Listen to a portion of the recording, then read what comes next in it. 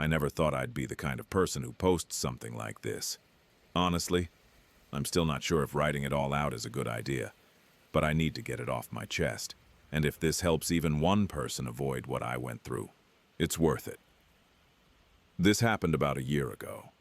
I live alone in a small, older house just outside of town. Nothing fancy. One floor, a partial attic, and a crawl-space basement that I barely ever go into. I've always liked being alone. Quiet doesn't scare me. At least, it didn't used to. It started with small things, the kind of stuff you brush off without thinking. Cabinet doors left open, lights. I swore I turned off suddenly on when I came home. My phone charger unplugged and moved to a different outlet. At first I blamed myself. I told myself I was tired, overworked, forgetful. But then, food started disappearing. Not entire meals, just pieces. Slices of bread, half a granola bar. A couple spoonfuls of leftovers gone from containers I hadn't touched. I even laughed about it once. I remember saying out loud, "Guess I'm sleep-eating now." I wish that had been the explanation. The sounds came next. Late at night, usually around 2 or 3 a.m., I'd hear something above me. Soft thuds, slow footsteps. I assumed it was the house settling. It's an old place. Old houses make noise, right? But these sounds had a rhythm. Step, pause, step, always moving from the back of the house toward the hallway. I started sleeping with my bedroom door locked. Not because I was scared. At least that's what I told myself. Just cautious. The first time I knew something was wrong was the morning I found muddy footprints. They were faint, barely visible. Just enough to notice when the light hit the floor at the right angle. They didn't lead into the house. They led out of my attic access panel. My attic is only accessible through a small ceiling hatch in the hallway closet. I hadn't opened it in months. I stood there for a long time, staring at those prints, my heart pounding so hard I could hear it in my ears. Then I did the dumbest thing possible. I grabbed a flashlight and climbed up. The attic was cramped and dark, filled with insulation and old boxes the previous owner left behind. At first it looked normal. Then I smelled something.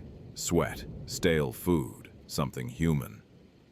Tucked behind a stack of insulation rolls was a small nest-like setup. A sleeping bag, empty food wrappers, a phone charger plugged into an extension cord running down into the wall. Someone had been living there. Above my ceiling, watching, listening. I didn't scream, I couldn't. My throat locked up completely.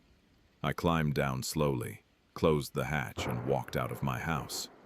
I didn't even grab my keys. The police came an hour later. They searched the attic and the crawl space. They didn't find anyone, but they found fingerprints and something worse. A notebook. Inside were dates, times, notes about me. Leaves at 7:30. Shower at night. Locks door at 11. One page just said, "Almost got caught. I threw up in my front yard. The police told me it was likely a transient. Someone who noticed I lived alone and found a way inside through the attic vent. They said it happens more often than people think.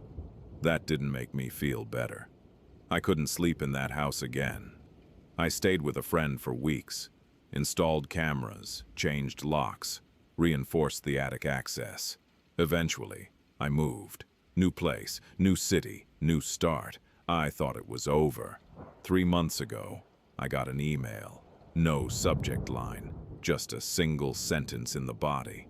"You always sleep on your left side now." I don't post that kind of thing anywhere.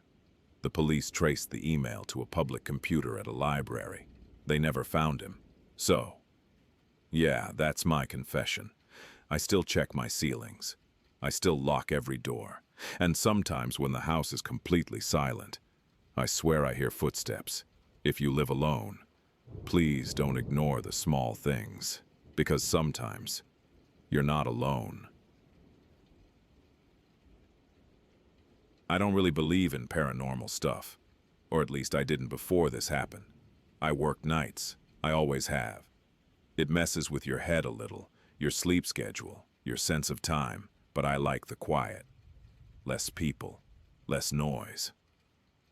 About 6 months ago, I started getting calls from my own number. At first, I ignored them.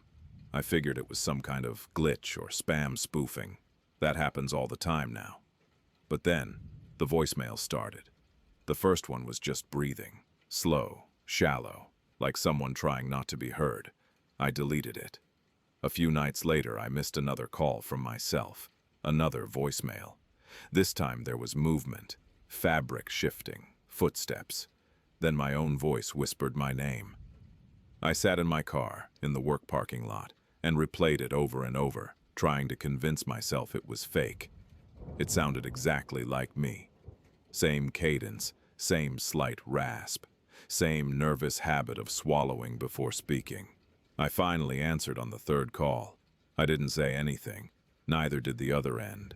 Then I heard it. The faint hum of my apartment's refrigerator. The exact background noise I was hearing inside my own place when I was home. I hung up so hard my phone slipped out of my hand. That night I didn't go home. I stayed with a coworker and told myself I'd deal with it in the morning. When I finally went back, everything looked normal. Nothing was missing, nothing disturbed, except my bathroom mirror. Someone had wiped a message into the steam residue. "You never listen." I hadn't showered in 2 days. I went to the police. They checked my call logs, confirmed the calls were coming from my number. They said it was probably a spoofing app, but they couldn't explain the voicemail audio or how the background noise matched my apartment. They suggested stress, sleep deprivation.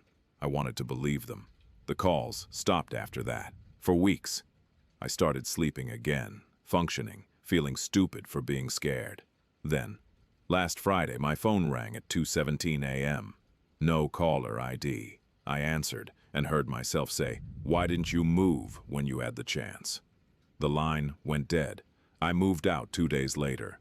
I changed my number, but sometimes when my phone buzzes late at night, I don't check it right away because I'm scared I'll hear my own voice again.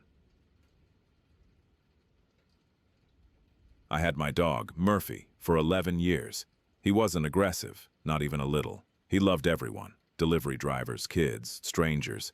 That's why what happened still doesn't make sense. Murphy started acting strange after my neighbor moved in. At first, it was small. He refused to walk past their house, stopped dead in his tracks, tail tucked, ears flat. I assumed there was another dog inside he didn't like. Then he started growling at the wall we shared, just standing there, staring at nothing. Low, quiet, constant. The noises came a week later, scraping sounds, not loud, almost polite, always coming from inside the wall at night. I knocked once, thinking maybe they were moving furniture. The noise stopped instantly. Too instantly. Murphy refused to sleep anymore. He stayed between me and that wall every night, eyes locked on it, teeth bared. I joked about it to friends. "Guess he hates the new neighbor." No one laughed. One night, around 1 a.m., I heard whispering, not through the wall, inside my apartment. Murphy exploded into barking and lunged toward the hallway. I grabbed him just as the whisper stopped. I didn't sleep after that. The next morning, my neighbor knocked on my door. I'd never seen him up close before. He smiled too slowly, asked if I'd been hearing things, said the walls were thin. Murphy lost it, snarling, foam at the mouth. The neighbor's smile never changed. 2 days later, Murphy died. Vets said it was sudden heart failure, but when I picked up his body, his paws were bleeding, like he'd been clawing at something hard. That night, the scraping started again. Louder, closer. I packed a bag and left. Police searched the apartment later. They found a hole carved into the wall behind where Murphy used to sleep. It didn't go into my neighbor's unit. It went around it. A hollow space, wide enough for a person. They never found my neighbor. But sometimes when I walk past that building, I swear I hear claws scraping behind the walls, still trying to protect me.